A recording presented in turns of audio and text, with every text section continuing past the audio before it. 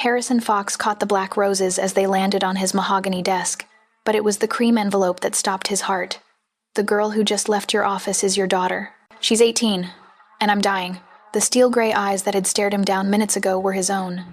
The mother who'd fled 18 years ago was asking for protection, and somewhere in Manhattan, a teenage florist was driving home, completely unaware that being his blood made her a walking target. Harrison Fox reviewed the final surveillance report at 11:47 p.m., his movements economical and controlled. The contract authorized the restructuring of 3 shell corporations, consolidating nearly $8 million in assets across pharmaceutical supply chains. Clean, efficient, ruthlessly legal on paper. 40 years old, and he still cross-referenced every financial detail personally. Trust was a currency men in his position couldn't afford to spend carelessly. His office occupied the top floor of a private building in Manhattan's financial district. Walls paneled in dark mahogany, security monitors blinking silently in the corner, displaying feeds from 14 properties he controlled across 4 states. The city sprawled beyond floor-to-ceiling windows, a grid of lights and relentless movement that never truly slept. He reached for his scotch when the intercom buzzed. "Boss." The voice belonged to Torres, head of his security detail. "Someone's at the street entrance. Young woman, soaked through from the rain, says she has an urgent delivery that can't wait." Harrison checked his Patek Philippe, nearly midnight on a Thursday in November. "We're not expecting anything." What he didn't know was that someone was watching. "She's insisting, says the flowers are from a Clara Wells. Won't leave them with us. Says they have to be delivered to you personally tonight." Clara. Harrison felt something cold and sharp settle in his chest, though his expression remained neutral. He hadn't heard that name in 18 years. "Bring her up. Search her first." 3 minutes later, his office door opened. Torres stepped aside, revealing a young woman clutching a black lacquered box. Water dripped from her hair onto the marble floor, her jacket soaked through, sneakers squeaking as she shifted her weight. But her spine was straight, her chin lifted, exhausted but refusing to show weakness. If you've ever felt the weight of secrets that could destroy everything you've built, this story is for you. Hit that subscribe button right now and comment where you're watching from. We're building a family of people who understand that some truths are worth protecting no matter the cost. Harrison stood slowly, studying her with the same precision he applied to contracts. Maybe 18, 19 at most. Honey brown hair plastered to her shoulders, steel gray eyes that swept the office, taking in the expensive furniture, the security cameras, the mahogany desk, before landing on him with a defiance that made something flicker in his chest. "I'm sorry for the hour." Her voice was steadier than he expected given the tremor in her hands. "My mother said this absolutely had to be delivered tonight. She was very specific about the address and the time. But there was one detail everyone missed." Harrison gestured to the chair across from his desk, his voice quiet but absolute. "Sit. You're freezing." She hesitated, then obeyed, placing the black box on his desk. Not gently, but deliberately, as if making a point. The box landed with a dull thud. "I work at Wells' flower shop. My mother owns it. She's been in the hospital, and she called me around 9 tonight. She was crying, begging me to drive this here personally." Her jaw tightened. She wouldn't explain why. Just kept saying it was important, and I'd understand later. Harrison examined the box without touching it. Black roses. He could see them through the transparent lid, expensive, rare. The kind of arrangement someone sent to funerals or as a very specific message. A small cream envelope was attached to the ribbon, his name written in handwriting he recognized instantly, even after 18 years. Elegant but shaky, as if written by an unsteady hand. His throat tightened. "What's your name?" he asked quietly, not looking up from the envelope. "Savannah Wells." In that moment, the entire balance of power flipped. Wells, Clara's name. Harrison felt the axis of his carefully controlled world tilt slightly, though his expression remained a mask of professional neutrality. He studied the young woman more carefully now, noting details he'd categorized but not truly seen in his initial assessment. The shape of her jaw sharp and defined, almost aggressive in its angles. His jaw, the way she held herself with perfect posture despite obvious exhaustion, refusing to slouch even when soaked and shivering. His stubbornness, the steel gray eyes watching him with an intelligence that assessed, calculated, refused to be intimidated. His mother's eyes, the eyes he saw every time he looked in a mirror. And now he was seeing them in a stranger's face. "How old are you, Savannah?" His voice was carefully neutral. She frowned slightly at the personal question, her defenses rising. 18. I graduated high school in May. Her eyes narrowed. Why? Something didn't add up, and the truth was darker than he expected. 18. The timeline aligned perfectly with when Clara disappeared from his life without explanation or warning. Harrison picked up the envelope with fingers that didn't shake, despite the adrenaline spiking through his veins. Thank you for the delivery. Torres will escort you back to your car. Wait.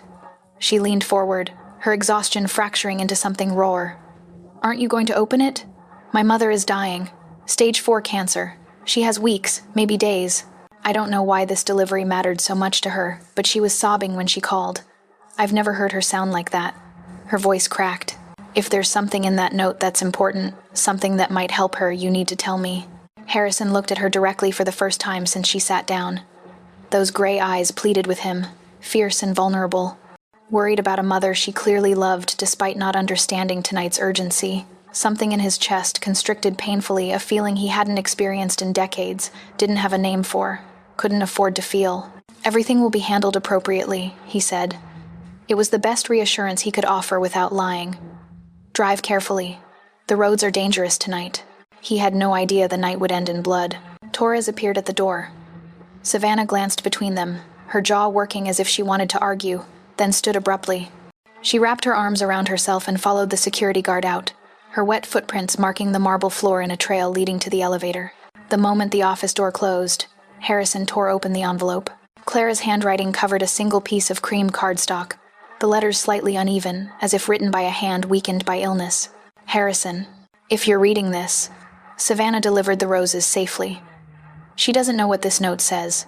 She doesn't know about you, about us, about any of it. The girl who just left your office is your daughter. She's 18, and I'm dying. What she found in the envelope froze her in place. I was pregnant when I left you 18 years ago. I'm sorry I never told you.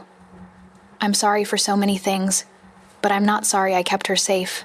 I found the files in your apartment that night, the ones about the Rossi shipment and what happened to the federal witness. I understood then what your world really was. I was 22 years old and terrified, and I was carrying your child. I couldn't bring a baby into that life, Harrison.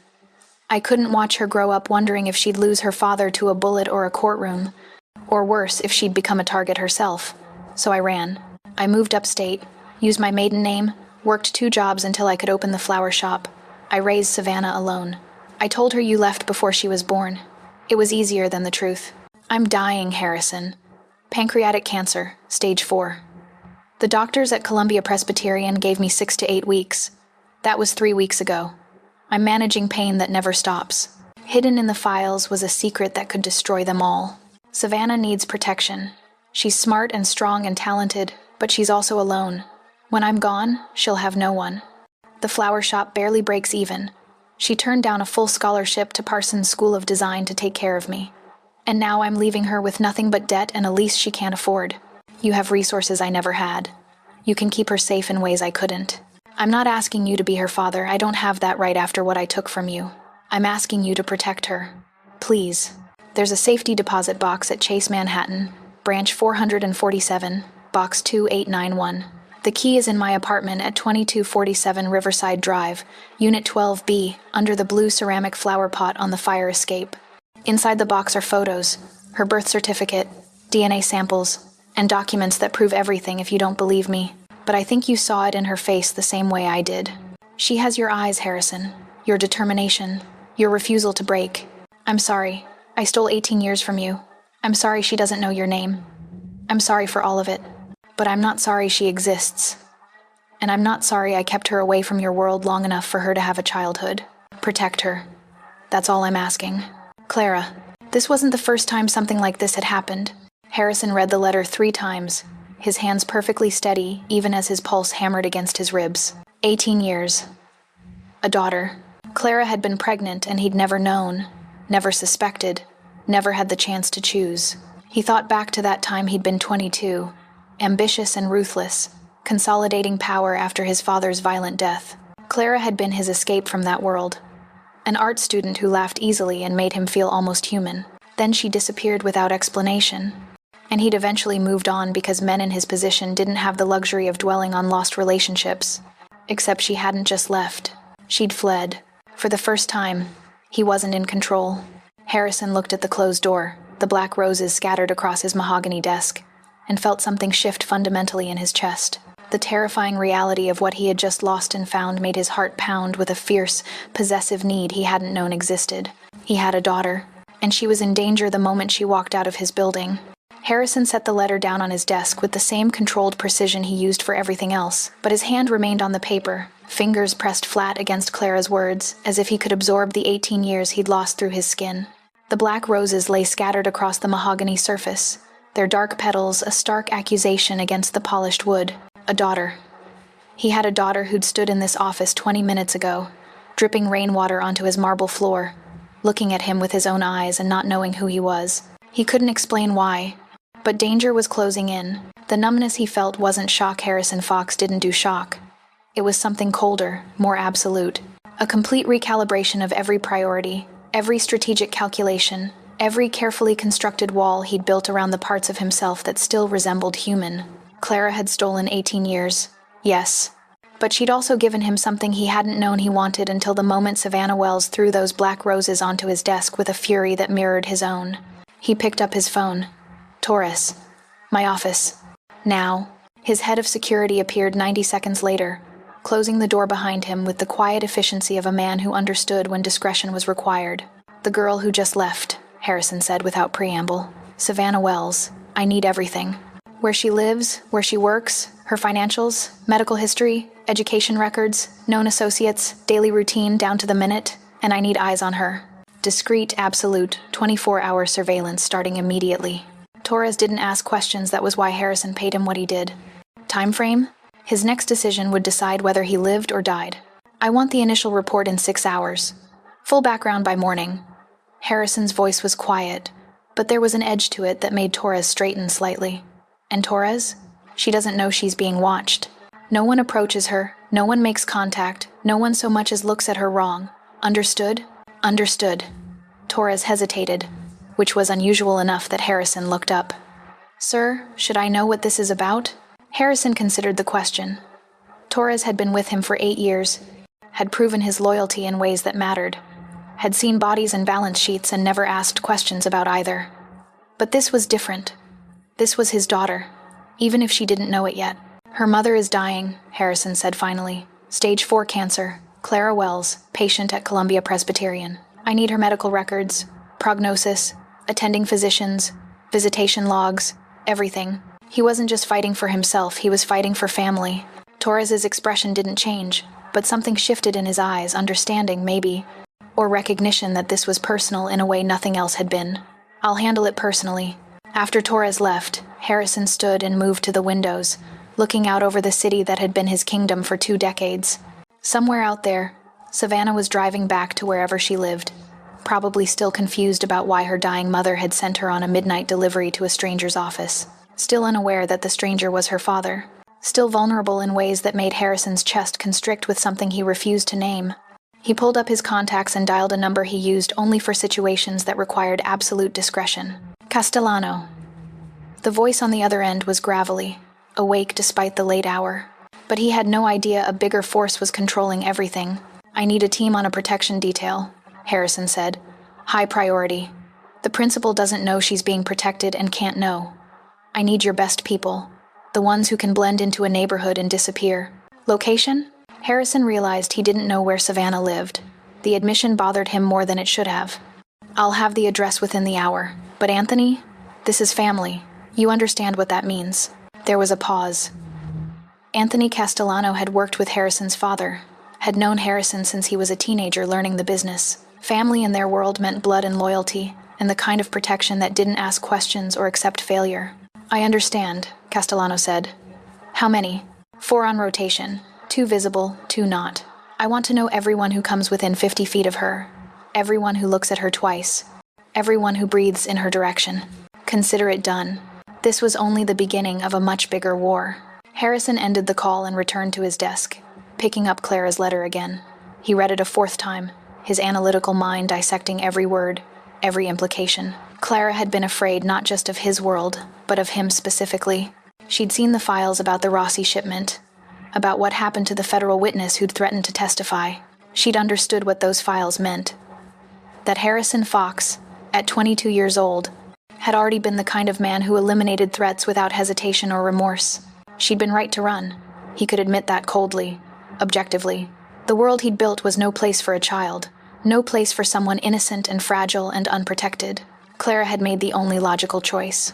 But that didn't change the fury simmering beneath his numbness. She'd stolen 18 years of his daughter's life, 18 years of first words and first steps and first days of school, 18 years of watching her grow, of teaching her, of being present for every moment that mattered. He trusted her, and that was his biggest mistake. And now Clara was dying, leaving Savannah alone and exposed, and expecting Harrison to step in and fix 18 years of absence in the weeks or months she had left. His phone buzzed. A text from Torres. Initial intel. Wells Flower Shop, 847 Amsterdam Avenue. Apartment above the shop. Subject returned home 12:47 a.m. Surveillance active. Harrison pulled up a satellite view of the address. The flower shop was in a marginal neighborhood, the kind that was halfway between gentrification and neglect. The building was old, probably hadn't been updated in decades. He zoomed in on the street view. Barred windows on the first floor. A faded awning. A narrow door that led to what he assumed were the residential units above. His daughter lived there. In a neighborhood where security meant bars on windows instead of professional teams and encrypted systems. One wrong move, and everything would fall apart. The numbness cracked slightly, letting in something hot and possessive and absolute. Savannah Wells didn't know it yet, but her life had just changed completely. She'd driven to his office, thrown black roses onto his desk, and walked away thinking she was still alone in the world. She wasn't alone anymore. She had a father now, whether she wanted one or not. And Harrison Fox protected what was his, with a ruthlessness that had built an empire and destroyed anyone who threatened it. He looked at the black roses scattered across his desk, funeral flowers for a relationship that had died 18 years ago. But something else had been born tonight, something fierce and protective and absolutely non-negotiable. Harrison picked up his phone and sent a single text to Torres. I want to know everything about her life. Every detail, every struggle, every threat, and I want to know who's responsible for making her work herself to exhaustion while her mother dies. The reply came 30 seconds later. Understood, boss. This choice would define the rest of his life. Harrison allowed himself one more moment of numbness, one more moment of standing in the wreckage of what he'd thought his life was. Then he set it aside with the same controlled precision he applied to everything else.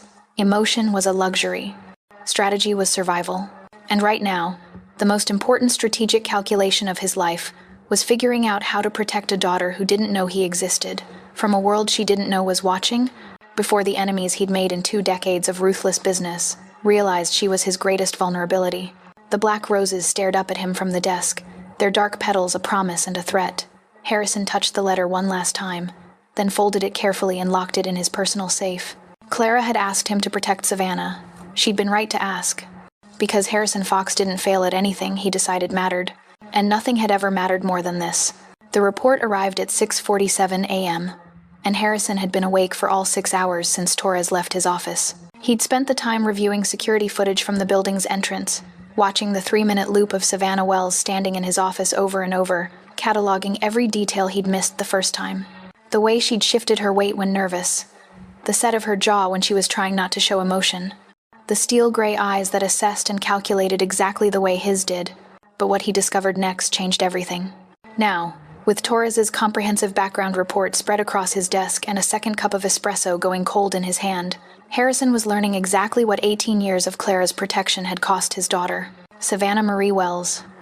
Born April 7th, 18 years ago, at St. Mary's Hospital in Hartford, Connecticut. Birth certificate listed no father. Social security number registered 4 days later. Clara had been thorough in her erasure of Harrison's connection. High school transcript from Hartford Public. 4 gigapascals, National Honor Society, AP Art and Design. Won 3 regional competitions for floral arrangement and graphic design. Acceptance letter to Parsons School of Design. Full scholarship. Deferred twice and then withdrawn 8 months ago when Clara's cancer diagnosis came back terminal. If people who exploit the vulnerable and tear down those fighting alone make your blood boil like they do mine, hit that subscribe button and join us. Drop a comment telling us where you're watching from. Let's stand together against everyone who preys on those just trying to survive. Financial records painted a bleaker picture. Wells Flower Shop had been operating on minimal profit margins for 3 years, held together by Savannah's 16-hour workdays and Clara's disability payments. Bank account showed a balance of $1,847.32. Credit card debt, $23,419. Most of it medical expenses not covered by Clara's basic insurance. Rent on the shop and apartment, $3,200 monthly, 2 months overdue.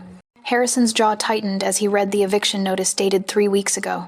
Savannah had 30 days to pay the outstanding balance or vacate. The notice had been served while Clara was in the hospital, meaning Savannah had handled it alone. He realized he wasn't alone. Someone else had arrived. He flipped to the surveillance photos Torres had compiled. The images showed Savannah's typical day, and Harrison found himself studying each one with an intensity that bordered on obsession. 5:30 a.m. Leaving the apartment above the shop, dressed in worn jeans and a jacket too thin for November, carrying 2 travel mugs of coffee. 6:15 a.m. Arriving at Columbia Presbyterian, entering through the main lobby. Security footage from the hospital showed her sitting beside Clara's bed, the two of them talking quietly while Savannah helped her mother eat breakfast. 9 a.m. Back at the flower shop, unlocking the gate, moving flower buckets from the storage cooler to the outdoor display. The physical labor obvious in how she lifted the heavy containers. 9:30 a.m. to 7 p.m. Working the shop alone. The surveillance showed a steady stream of customers, not enough to make the business profitable, but enough to keep Savannah moving constantly. She created arrangements with quick, practiced efficiency, her hands moving through the flowers like an artist with a canvas. 7:30 p.m. Closing the shop, loading the cash register's meager take into a bank deposit bag. 8 p.m. Back at the hospital sitting beside Clara again. This time the footage showed Clara sleeping, while Savannah worked on a laptop paying bills, Harrison assumed, or trying to figure out how to keep the shop operating after her mother died. 11 p.m. Returning to the apartment, lights on for maybe an hour before going dark. He didn't want revenge, he needed it. 16-hour days. Every single day. No breaks, no social life, no time for anything except keeping her mother comfortable and the business barely alive. Harrison set down the surveillance photos and picked up the financial analysis Torres had included. The flower shop was hemorrhaging money. Even with Savannah's unpaid labor, the overhead was too high, the profit margins too thin. Without Clara's disability payments, which would end at her death, the business would fold within 60 days, maybe less. His daughter was going to lose everything. The shop, the apartment, probably any chance at returning to Parsons, even if she could defer again. She'd sacrificed her scholarship, her education, her entire future to take care of Clara. And when Clara died, which according to the medical records would be within 4 to 6 weeks, Savannah would be left with nothing but debt and the fading memory of a mother who'd asked a stranger to protect her. That moment, everything in the room changed. Harrison's phone buzzed, a text from Torres with a video file attached. "Live feed from this morning. Thought you should see this." He opened the file. The footage showed the flower shop's exterior, timestamp reading 6:02 a.m. about an hour ago. Savannah appeared, unlocking the front door, moving with the exhausted efficiency of someone running on too little sleep and too much coffee. She propped the door open and started carrying buckets of flowers outside for the morning display. A man approached. Mid-40s, expensive suit, walking with the casual confidence of someone who owned the neighborhood. Harrison's instincts fired immediately this wasn't a customer. The man said something Harrison couldn't hear. Savannah's body language shifted, her spine straightening, arms crossing defensively. The man gestured to the shop, then pulled out what looked like a business card. Savannah shook her head firmly, her jaw set in that stubborn line Harrison was learning to recognize as his own genetics manifesting. The man's expression hardened. He stepped closer, invading Savannah's space in a way that was clearly intentional. She held her ground, but Harrison could see the tension in her shoulders, the way her hands curled into fists at her sides. Then the man reached out and grabbed her arm. And then the gun clicked. Harrison was on his feet before his conscious mind registered the movement, his hand already reaching for his phone to call Torres, to send someone, to do something about the fact that a stranger was touching his daughter. But Savannah didn't need his help. She yanked her arm free with a sharp twist, stepped back, and said something that made the man's face flush red. He started forward again, but Savannah grabbed one of the heavy flower buckets and held it between them like a weapon, her stance making it clear she'd use it if necessary. The man hesitated, recalculated, then backed off. He said something else, probably a threat, based on Savannah's expression, then walked away. Savannah stood there for a long moment, the bucket still in her hands, before setting it down carefully and returning to her work as if nothing had happened. Harrison replayed the video 3 times, his analytical mind cataloging every detail. The man's suit was expensive but flashy, someone with money but no class. The way he'd approached suggested he was used to intimidation working. And the business card meant this wasn't random. He wanted something specific. Someone in the room was lying, but who? He forwarded the video to Torres with a message. Who is this? I want his name, occupation, and every detail of his business within the hour. And I want to know what he wanted from her. The reply came back 90 seconds later. Already on it, running facial recognition now. Harrison returned to the surveillance photos, but his mind was on that video. On the way, Savannah had stood her ground against a man twice her size. On the stubborn set of her jaw and the fury in her eyes that was so achingly familiar because he'd seen that same expression in his own mirror 1,000 times. Clara had been wrong about one thing. She hadn't kept Savannah safe by running. She'd kept her isolated, unprotected, working herself to exhaustion in a marginal neighborhood where men in expensive suits felt comfortable grabbing her arm on a public street. From here on, the rules of the game changed. His phone buzzed again. This time it was a full dossier from Torres. Subject, Robert Chen, age 47. Real estate developer, legitimate front for money laundering operation connected to the Liang organization. Recent purchases, 4 properties on Amsterdam Avenue between 82nd and 88th. Wells Flower Shop sits at 847 Amsterdam directly in his acquisition zone. Preliminary check shows he's been pressuring tenants to sell or vacate. 2 businesses have already closed in the last 6 months. Harrison read the file twice, his mind already 3 steps ahead. Robert Chen was small-time, connected but not powerful, the kind of operator who made money by exploiting people who couldn't fight back. He'd identified Savannah as vulnerable, a teenage girl running a failing business with no family support and was trying to force her out. He'd made a critical miscalculation. Savannah Wells had family now, she just didn't know it yet. This single decision gave him the upper hand again. Harrison pulled up his contacts and dialed a number he used for situations requiring immediate and absolute resolution. Marcus. The voice was professional, awake despite the early hour. I need information on Robert Chen, real estate developer, connected to the Liang organization.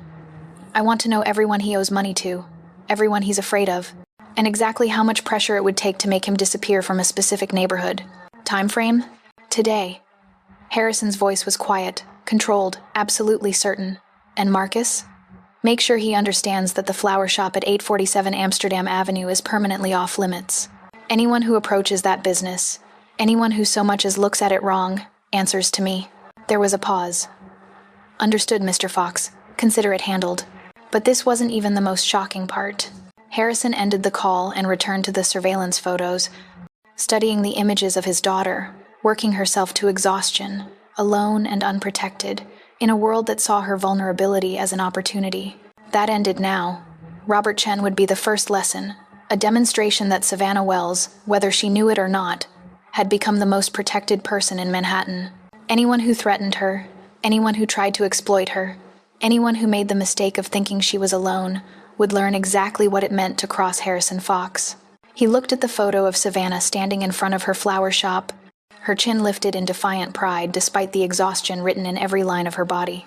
18 years of sacrifice, 18 years of Clara doing everything alone, refusing to ask for help, teaching their daughter that independence meant isolation.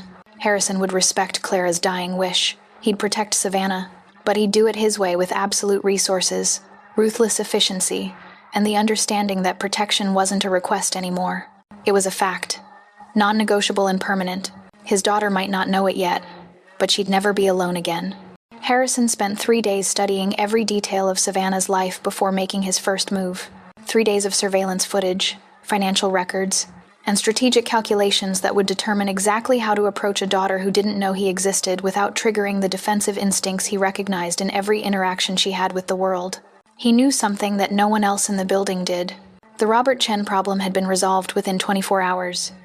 Chen had received a visit from one of Marcus's associates, followed by a phone call from his financial backers at the Liang organization, informing him that his acquisition plans for Amsterdam Avenue were terminated effective immediately. The flower shop was now off limits, and Chen had been strongly encouraged to pursue opportunities in New Jersey instead. Savannah wouldn't know any of that. She'd only noticed that Chen hadn't returned, hadn't made another threatening approach. She'd probably assume he'd lost interest or found easier targets. That was fine. Harrison preferred his protection to be invisible until it needed to be absolute. But invisible protection wasn't enough anymore. Clara had weeks left, maybe less according to the latest medical reports Torres had acquired. When she died, Savannah would be alone with a failing business, crushing debt, and no backup plan. Harrison needed to establish a connection before that happened, needed to build trust and access so he could protect her without revealing the truth until she was ready to hear it. What followed next was completely unexpected. The business contract approach was obvious, maybe too obvious, but it had the advantage of being exactly the kind of opportunity that would make sense to Savannah. A wealthy client with deep pockets and ongoing needs was the lifeline any struggling business would accept without question. Harrison finalized the plan with Torres in his office at 7 a.m. on the fourth day. "Sterling Properties needs a standing floral contract," Harrison said, spreading architectural plans across his desk. "We own 18 buildings in Manhattan, lobbies, executive offices, corporate events. The previous florist retired last month, and we're looking for a new vendor." Torres, who'd been with Harrison long enough to recognize when business wasn't actually business, nodded slowly. "And you want Wells Flower Shop?" He should have walked away, but then he saw it. "I want to offer them a contract worth $15,000 monthly, guaranteed payments, long-term agreement, enough to stabilize their finances and prove I'm a serious client." Harrison tapped the architectural plans. "Start with smaller orders. Build credibility. Make it look organic." "When do you want to make contact?" "Today." "But not me, not yet." Harrison pulled up the surveillance footage from yesterday, showing Savannah working alone in the shop. "I need advance work. Security assessment of the building, discrete upgrades to their locks and alarm system, check for any other threats besides Chen. Make it look like standard neighborhood improvements. Nothing connected to Sterling Properties." Torres made notes. "You want her comfortable before you show up." "I want her safe before I show up," Harrison corrected. "Dallas King has been quiet, but he's always watching. The moment he realizes I have a personal interest in that flower shop, it becomes a target. I need security in place before that happens." Everyone thought the deal went smoothly, but they were wrong. "King doesn't know about Savannah?" "No one knows about Savannah." Harrison's voice was flat, absolute, and it stays that way until I decide otherwise. "As far as anyone's concerned, Sterling Properties is simply contracting with a local florist, routine business. And when you do make contact, how much does she know?" Harrison considered the question. He'd been thinking about nothing else for 3 days. "Nothing. She knows me as a potential client. Nothing more. I establish the business relationship first. Build trust. Prove I'm reliable. Then, when the time is right, you tell her the truth." "When the time is right," Harrison repeated. "I make sure she's protected. The truth comes when she's ready to hear it." But the real question was, who planned it? Torres closed his notebook. "I'll handle the security upgrades today. Anonymous city contract for neighborhood improvements. We'll have cameras on every corner and upgraded locks on her building by tomorrow." "And Torres?" Harrison met his security chief's gaze. "I want eyes on Dallas King. Every move, every meeting, every conversation. If he so much as looks in the direction of Amsterdam Avenue, I want to know immediately." After Torres left, Harrison pulled up the financial projections he'd prepared. The floral contract was real, Sterling Properties did need a vendor, and $15,000 monthly was reasonable for the volume he was proposing. Savannah would accept it because it made business sense, because she needed the money desperately, because it was the kind of opportunity that felt earned rather than given. She wouldn't know that Harrison had restructured his entire facilities management budget to create the contract. She wouldn't know that every order would be carefully calculated to keep her business stable without making her suspicious. She wouldn't know that the wealthy client offering her a lifeline was the father she'd never met, the man her mother had spent 18 years hiding her from. He thought it was over until he noticed something strange. Harrison's phone buzzed. A text from Castellano, the protection detail supervisor. "Subject departed apartment 5, 32A, M. Currently at Columbia Presbyterian with mother. Condition appears deteriorated. Subject visibly distressed." Harrison pulled up the hospital surveillance feed Torres had tapped into. The footage showed Savannah sitting beside Clara's bed, holding her mother's hand. Even through the grainy security camera, he could see the exhaustion in Savannah's posture, the way her shoulders curved inward as if carrying weight too heavy to bear. Clara looked worse than the medical records suggested. Her face was gaunt, her breathing labored even with the oxygen support. She was dying faster than the doctors predicted, which meant Harrison's timeline had just compressed significantly. He watched Savannah lean forward, saying something to her mother. Clara's hand tightened on Savannah's, and even without audio, Harrison could see the conversation was serious. About money, probably. About what would happen after Clara died. about the impossible choices Savannah would have to make. For once, he wasn't thinking like a boss, but like a man about to lose everything. His daughter was terrified, grieving, and utterly alone, and she was about to meet the father she didn't know existed, disguised as a business opportunity that would solve her immediate crisis, while hiding the truth that would shatter everything she thought she knew about her life. Harrison closed the surveillance feed and stood, moving to the windows overlooking Manhattan. Somewhere out there, past the grid of buildings and morning traffic, his daughter was sitting in a hospital room watching her mother die, believing she was alone. In 8 hours, he'd walk into her flower shop and offer her a contract that would change her life. She'd accept because she had no choice, because the money was too good to refuse, because Harrison Fox was very skilled at making calculated decisions look like fortunate coincidences. And she'd never know, not yet, that the man offering her salvation was the same man her mother had run from 18 years ago, believing his world was too dangerous for a child. And suddenly, he realized he was being played. Clara had been right to run. Harrison could admit that now, coldly and objectively. The world he'd built was dangerous, ruthless, unforgiving. But Clara had made one critical miscalculation. She'd assumed Harrison wouldn't protect his own blood with the same absolute ruthlessness he applied to eliminating threats. She'd been wrong. And now, with weeks or days left to live, she'd asked him to prove it. Harrison checked his watch. 8:47 a.m. Savannah would leave the hospital around 9, return to the shop, work alone until closing. He'd arrive at 4 p.m. late enough that she'd be tired and financially desperate, early enough that he could observe her work ethic and business acumen before making his offer. He picked up his phone and sent a text to his assistant. "Clear my schedule from 3:30 p.m. onward. I have a meeting that can't be interrupted." The reply came immediately. "Understood, Mr. Fox." Harrison returned to his desk and opened the surveillance footage one more time, watching Savannah work in her flower shop with the fierce competence of someone who'd been fighting alone for too long. In 7 hours and 13 minutes, that would change. She just wouldn't know why. Not yet, but soon. Harrison arrived at Wells' flower shop at 4:03 p.m., driving himself in the Mercedes rather than using Marcus as a driver. This meeting required a specific impression. Wealthy but approachable, powerful but reasonable, interested in business rather than charity. He'd changed from his usual tailored suit into something slightly less intimidating, still expensive, but corporate rather than criminal. His right-hand man had been hiding something from him.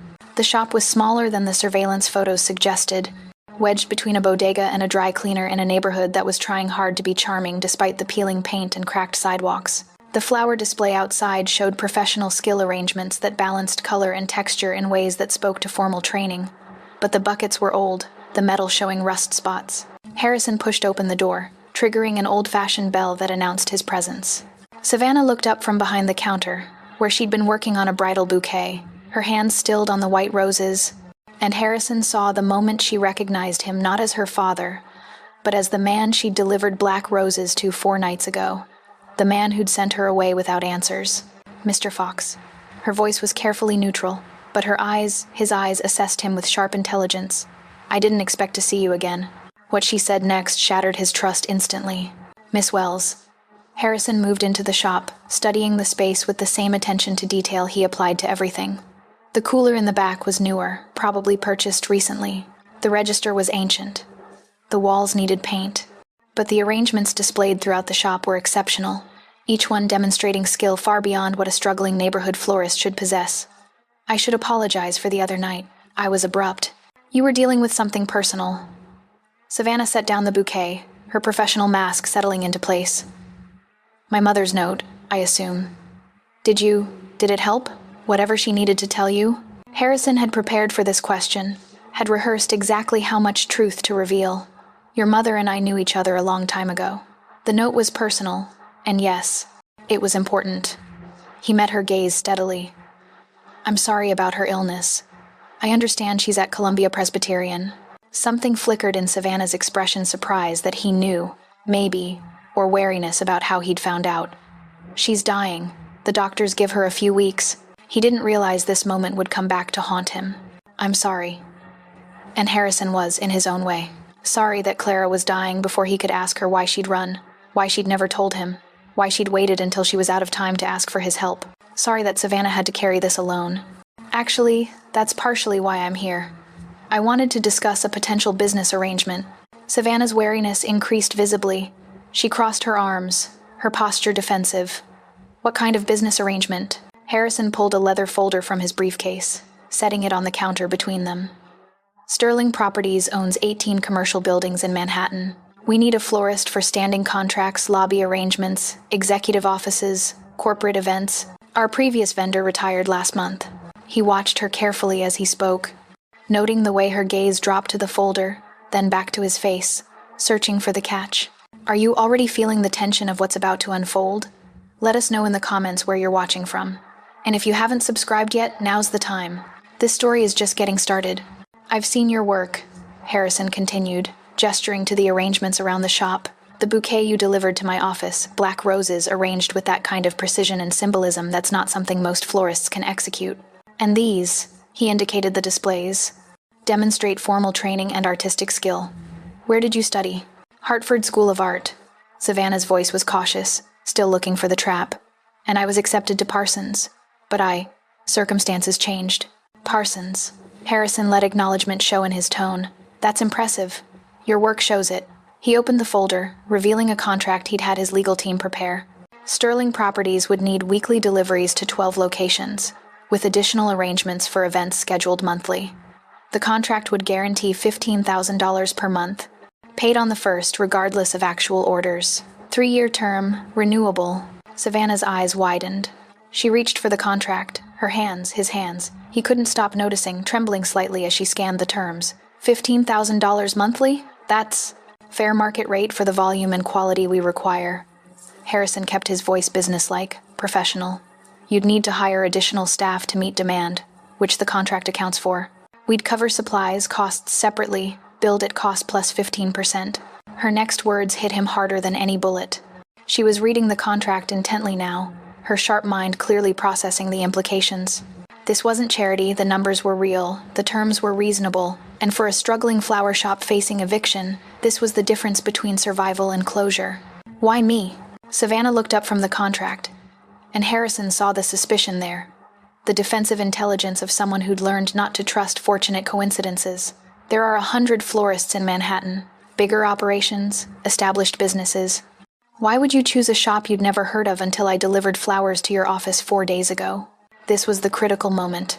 Harrison had known she'd ask, had prepared for this exact question. He met her gaze with the same steady directness he used in high-stakes negotiations. Because I watched you that night, he said quietly. You drove 2 hours in a storm to deliver flowers at midnight because your dying mother asked you to. You were exhausted and grieving, but you handled yourself with professionalism and dignity. That tells me something about your work ethic and character. He gestured to the shop. And because I did my research. You've kept this business operating for 18 months while your mother was too sick to work. You've maintained quality despite obvious financial strain. You deferred a full scholarship to Parsons twice to take care of her. That's not just skill, Miss Wells. That's commitment. Savannah's jaw tightened, and Harrison saw something raw flash across her face before she controlled it. You investigated me. I investigate any potential business partner. Harrison's voice remained level. Sterling Properties represents substantial assets. I don't make $180,000 annual commitments without due diligence. Under the floorboard, he discovered a truth he wasn't ready for. She looked back at the contract, her hands flat on the paper now as if grounding herself. Harrison could see the internal calculation, the war between suspicion and desperate need.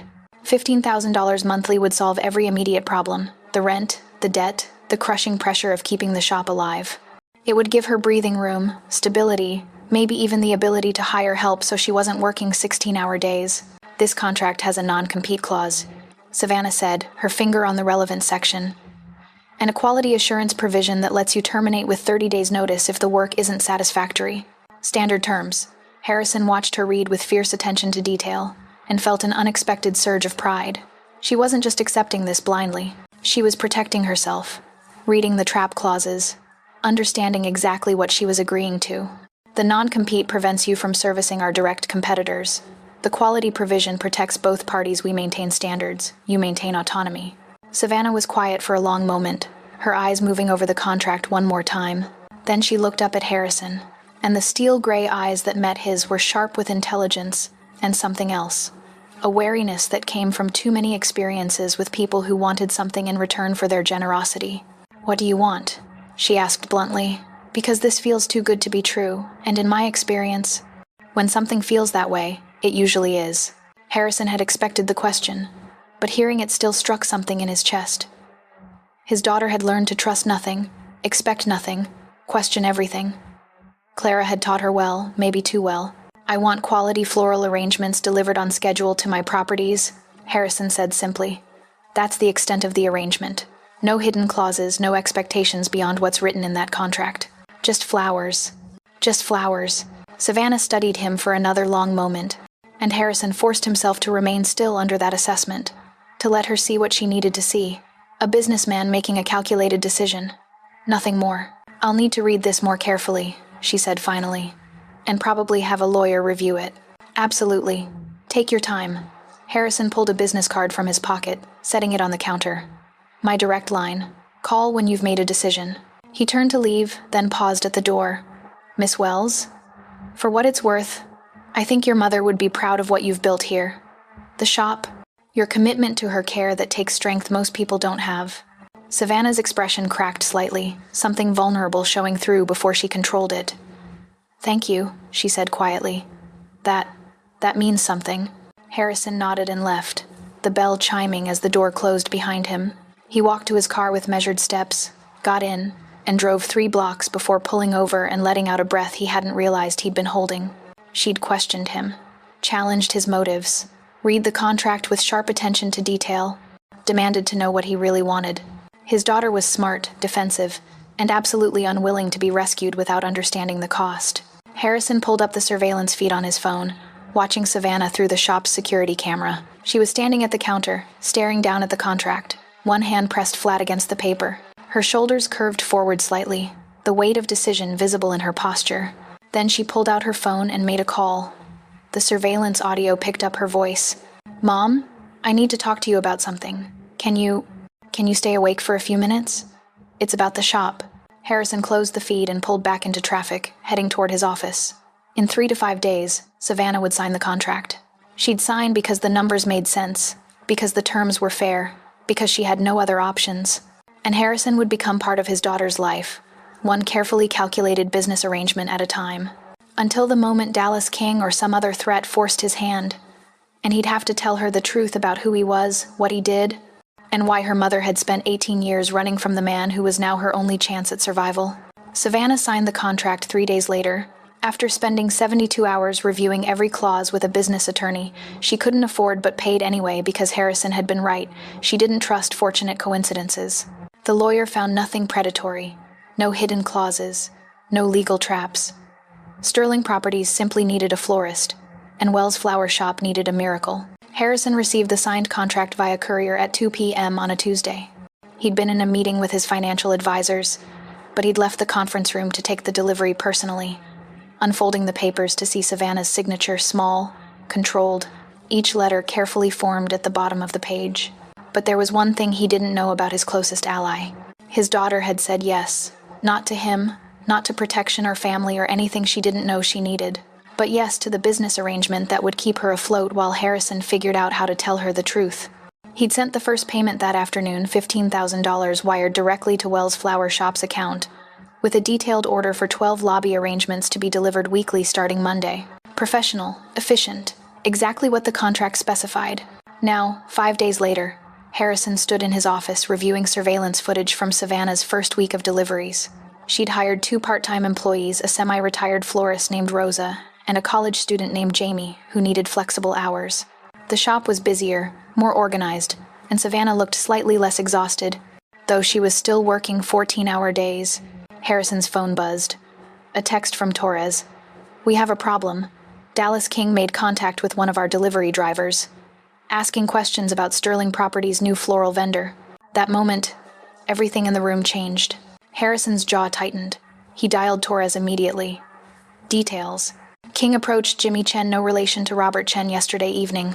Casual conversation at first, then started asking about new clients, unusual activity, anything that seemed out of pattern. Torres paused. Jimmy didn't know what he was fishing for, so he mentioned the Wells Flower Shop contract. Said it was the only major change in the last month. Did he give King the address? No, sir. But King has resources. If he's interested enough to ask, he'll find it within 24 hours. Harrison moved to the windows, his mind already 3 steps ahead. Dallas King was one of the few men in Manhattan with enough power and ambition to challenge Harrison's territory. They'd maintained an uneasy truce for 5 years, both sides recognizing that open conflict would be costly for everyone. But King was always watching for weaknesses, always probing for vulnerabilities. He couldn't explain why, but danger was closing in. And Harrison had just created a massive vulnerability by paying unusual attention to a small flower shop on Amsterdam Avenue. "What's King's current focus?" Harrison asked. "Expansion into Brooklyn. He's been negotiating with the Castellano family for access to their distribution networks." Torres's voice was careful. "If he's asking questions about Sterling Properties, it means he's noticed something that broke pattern." The flower shop broke pattern.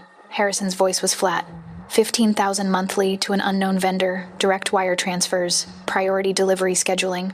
It looks exactly like what it is, personal interest disguised as business. "Do you want me to reach out to King? Explain it's legitimate business?" One wrong move, and everything would fall apart. "No." Harrison turned from the window. "If I explain, it confirms there's something to explain. King thinks he's found a weakness. Let him think that. But I want surveillance on him. And I want a team on Savannah upgraded from discreet to active. 24/7 protection. Close enough to respond to threats immediately. That's going to be visible, sir. She'll notice. Then make it look like neighborhood security. Tell her there's been an increase in break-ins on Amsterdam Avenue, that Sterling Properties is implementing additional protection for our vendors." Harrison's mind was already calculating contingencies. "And Torres? I want scenarios prepared for if King moves against the flower shop. Evacuation routes, safe houses, immediate response protocols. I want her protected even if it means revealing who I am." There was a brief pause. "Understood. I'll implement immediately." From here on, the rules of the game changed. After ending the call, Harrison pulled up the surveillance feed from the flower shop. Savannah was helping a customer, her hands moving through an arrangement with practiced efficiency. She laughed at something the customer said, and Harrison saw a flash of the person she might have been, the art student who'd earned a Parsons scholarship, the girl who'd grown up believing the world was fundamentally safe. Then her phone rang. She excused herself from the customer, answering with a professional tone that shifted almost immediately to alarm. Harrison couldn't hear the conversation through the surveillance audio, but he saw Savannah's face pale, saw her grip tighten on the phone. She ended the call and stood frozen for a moment, then grabbed her jacket and keys, calling something to Rosa before rushing out the front door. Harrison was dialing Torres before his conscious mind registered the movement. What happened? Savannah just left the shop in a hurry. He realized he wasn't alone, someone else had arrived. "Checking hospital records now." The sound of Torres typing rapidly. Clara Wells's condition deteriorated. She was moved to ICU 40 minutes ago. Harrison closed his eyes briefly. Clara was dying faster than the doctors predicted, which meant his timeline for telling Savannah the truth had just compressed even more. "I want updates on Clara's condition every hour. And if she requests to see me if she wants to talk before she dies, I want to know immediately." "Understood." Harrison ended the call and returned to the surveillance feed, but Savannah was gone, already driving to Columbia Presbyterian to sit beside her dying mother. Alone, still believing she had no one. Unaware that the man paying her $15,000 monthly was her father, or that his most dangerous rival had just started asking questions about why a ruthless crime boss suddenly cared about a neighborhood flower shop. What followed next was completely unexpected. The complications were mounting. King was probing, Clara was dying, and Savannah was about to be left completely alone at the exact moment Harrison's enemies realized she was his greatest vulnerability. He pulled up his contacts and made 3 calls in rapid succession. First to Marcus. "I need comprehensive intelligence on Dallas King's current operations. Who he's meeting with, what he's planning, any indication he's moving against Sterling Properties or our associates." Second, to Castellano. "The protection detail on Amsterdam Avenue needs to be tripled. I want eyes on every entrance, every vehicle, every person who comes within 100 feet of that location." Third, to his attorney. "I need custody paperwork prepared. Full guardianship for an 18-year-old, legally binding, enforceable even if the subject initially objects. I want it ready to file within 24 hours. His next decision would decide whether he lived or died."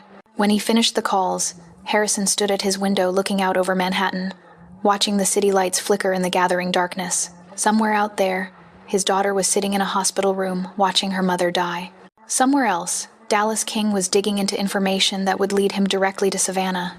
And Harrison Fox, who'd built an empire on cold calculation and ruthless efficiency, was discovering that protecting one 18-year-old girl was more complicated than controlling an entire criminal organization. Because Savannah didn't know she needed protection. She didn't know her new business client was her father. She didn't know that accepting his contract had painted a target on her back that would remain there for as long as Harrison's enemies believed she mattered to him. But he had no idea a bigger force was controlling everything. And she didn't know that the choice to tell her the truth was about to be taken out of Harrison's hands by forces that understood weakness when they saw it and exploited it without mercy. Harrison checked his watch. 6:47 p.m. In approximately 60 hours, everything would change. Dallas King would make his move, Clara would die, or some combination of both would force Harrison to reveal the truth about who he was and what Savannah had become the moment her mother sent her to deliver black roses to a stranger's office. Until then, Harrison would do what he did best: prepare for every contingency, calculate every risk, and ensure that when the moment came, his daughter survived to hate him for lying. Because survival mattered more than trust. And Harrison Fox had built his life on making hard choices that left blood on his hands and ice in his chest. He wasn't just fighting for himself, he was fighting for family. This time, the hard choice was protecting someone who didn't want his protection and wouldn't forgive him when she learned the truth. But Harrison had never cared much about forgiveness. He cared about results. And the result he needed was simple: Savannah Wells alive, safe, and under his protection, regardless of what it cost him personally. Everything else was negotiable. The attack came at 2:17 a.m. on a Thursday morning, 36 hours after Dallas King started asking questions, and 18 hours before Harrison had calculated the threat would materialize. He'd underestimated King's speed, a tactical error that would have cost him everything if Castellano's protection detail hadn't been exactly where Harrison needed them. And then, the gun clicked. Harrison's phone woke him from the first real sleep he'd had in 4 days. Torres's voice was clipped, professional, controlled in the way that meant the situation was already critical. "Sir, we have an incident at the flower shop. 3 men attempted break-in through the rear entrance. Castellano's team intercepted before they gained entry, but it's going to be visible. Police are responding." Harrison was out of bed and pulling on clothes before Torres finished speaking. "Savannah?" "Upstairs in her apartment, unharmed but awake." The noise woke her. "Where is she now?" "Looking out her window at the police cars." "Sir, she's going to have questions." This was only the beginning of a much bigger war. Harrison was already moving toward his private garage, phone pressed to his ear. "I'm 10 minutes out. Have Castellano's team maintain position but stay out of sight. I don't want Savannah seeing private security before I can explain. The police are going to want statements." "Handle it." Harrison's voice was flat, absolute. "Tell them it's related to the recent increase in commercial break-ins.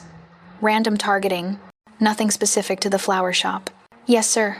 Harrison drove the 10 minutes to Amsterdam Avenue in 7, taking corners faster than was strictly safe, but maintaining enough control that he wouldn't attract police attention. The street was lit up with patrol car lights when he arrived. 3 NYPD vehicles parked in front of Wells' flower shop and a small crowd of neighbors watching from their windows. Someone in the room was lying, but who? He parked half a block away and approached on foot, his mind cataloging every detail.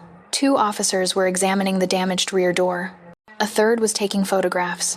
The security gate on the front of the shop was intact, but Harrison could see scratch marks on the lock. They'd tried the front first, then moved to the back when that failed. Amateur work.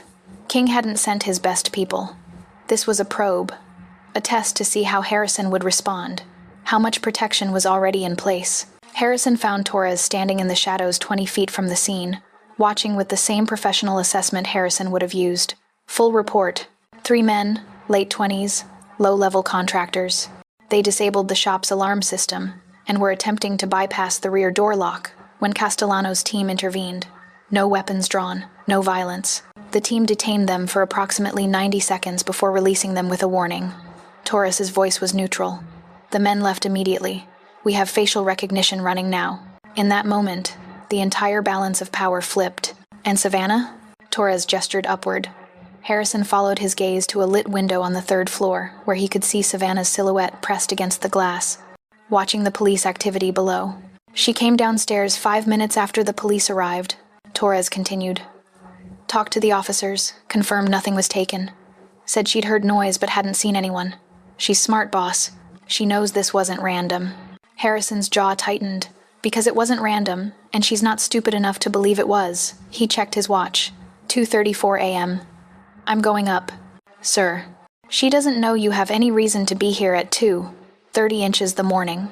Then I'll explain. I was notified by my security team that one of my vendors was targeted. Harrison's voice was quiet but absolute. She signed a contract with Sterling Properties. That makes her shop my responsibility. For the first time, he wasn't in control. He crossed the street before Torres could respond, moving past the police cars and approaching the door that led to the residential units above the shop. It was locked, but Harrison had memorized the building's layout from the surveillance reports. He pressed the buzzer for Unit 3B. 30 seconds later, Savannah's voice came through the intercom, wary and tired. Yes? Miss Wells, it's Harrison Fox from Sterling Properties. I was notified about the incident at your shop. May I come up? There was a long pause. Then, it's 2:30 inches the morning. I'm aware. I was contacted by my security team 30 minutes ago. I wanted to make sure you were safe. Another pause, longer this time. Harrison could almost hear her mental calculations, the same suspicious intelligence she'd shown when he'd offered her the contract. Finally, the door buzzed open. He knew something that no one else in the building did. The apartment was on the 3rd floor, up a narrow staircase that smelled like old paint and cleaning products. Savannah met him at her door, dressed in sweatpants and an oversized hoodie, her hair pulled back in a messy ponytail. Without makeup and dressed for sleep, she looked even younger than 18, vulnerable in a way that made Harrison's protective instincts surge with uncomfortable intensity. But his eyes were sharp despite the hour, assessing him with the same wariness she'd shown in every interaction. You have a security team monitoring my shop at 2:30 a.m.? She asked without preamble.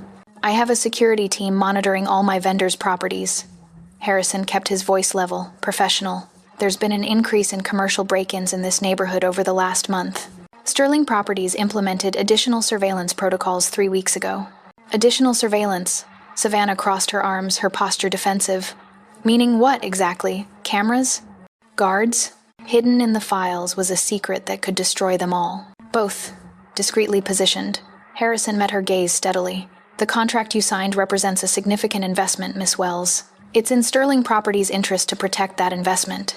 So you're protecting your investment, not me. I'm protecting both. Harrison allowed a hint of something more personal to show in his voice. You're working alone in a marginal neighborhood, managing a business that's now visibly more successful than it was a month ago. That makes you a target for exactly the kind of people who tried to break in tonight. Savannah studied him for a long moment, and Harrison forced himself to remain still under that assessment, even as every instinct screamed at him to tell her the truth that she wasn't alone, that she had a father who would burn down half of Manhattan to keep her safe, that the security protocols he'd implemented had nothing to do with business and everything to do with blood. Her next words hit him harder than any bullet. The police said it was probably random, Savannah said finally. Kids looking for cash or drugs. Do you believe that? Her jaw tightened. No. I think someone's sending a message. I think accepting your contract made me visible to people I don't want to be visible to. She held his gaze. Am I right? Harrison had prepared for this question, had rehearsed exactly how to answer without lying, while also not revealing the full truth. Yes. Savannah's eyes widened slightly. She hadn't expected honesty.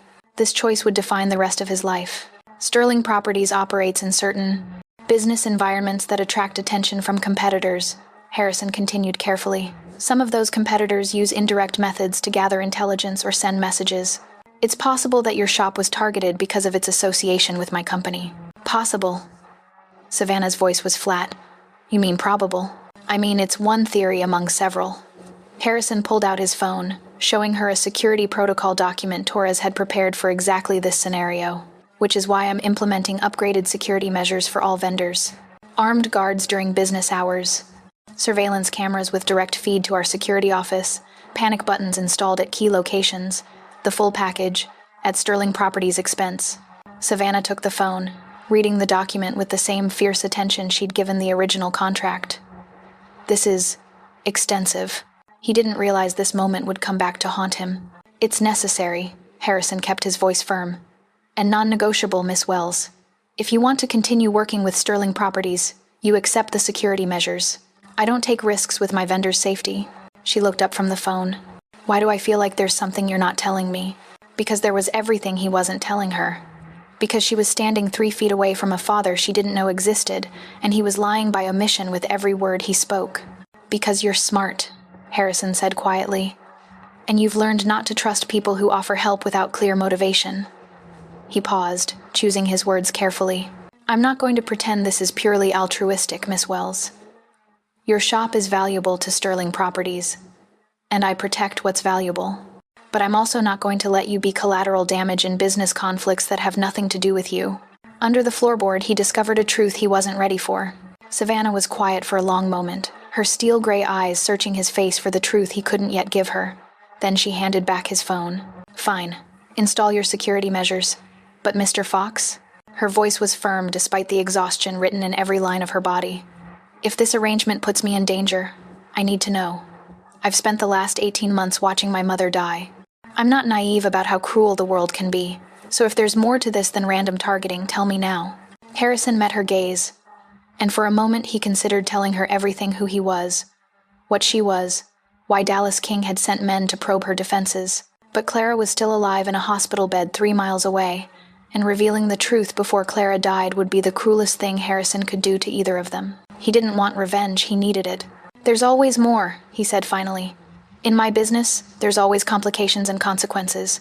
But I give you my word, Miss Wells, as long as you're associated with Sterling Properties, you're protected. Whatever threats exist, you won't face them alone. It wasn't the full truth, but it was true enough.